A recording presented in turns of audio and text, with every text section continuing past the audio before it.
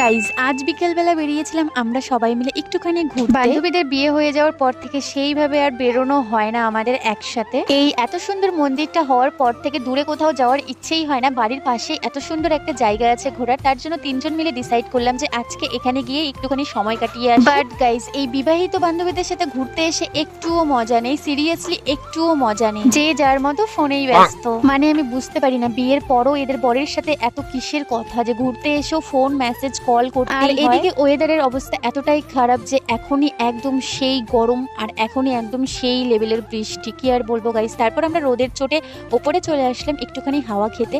আর seriously ওপরটা এতটাই ঠান্ডা কি আর বলবো। আমার এক একটা বান্ধবী এক এক লেভেলের, মানে কেউ রিলস পাগল আর কেউ ফোন পাগল, মানে এদের সাথে বেরিয়ে একটুকু মজা নেই। আর এইদিকে আরেকজনকে দেখো এতটাই মজা পেয়েছে আর এতটাই ঠান্ডা পেয়েছে যে একদম শুয়েই পড়েছে মন্দিরের উপর এত কেলোর কীর্তি করে এখন গেছে ঠাকুর প্রণাম করতে। মন্দিরের ভেতরে অনেকক্ষণ সময় কাটানোর পর বান্ধবী বলে যে চল আমার বাড়ি থেকে ঘুরে আসবি। বান্ধবীর বাড়ি যাওয়ার রাস্তাটা, এটা রাস্তা না এটা নদী, কিছুই ধরতে পারবো না গাইস। জুতো ফুতা হাতে নিয়ে এই ছোট্ট নদীটা পার করতে গিয়ে পইরে যাওয়া অবস্থা, সে কি কেলোর, মানে এরা বান্ধবী না শত্রু কেউ ধরতেই পারবে না। তারপর আর কি ছোটখাটো নদীটা পার করে আমরা বান্ধবীর বাড়িতে গিয়ে একটুখানি ঠান্ডা জল খেয়ে তারপর বাড়ি ফিরে আসি। দেখা হচ্ছে নেক্সট ব্লগে, টাটা।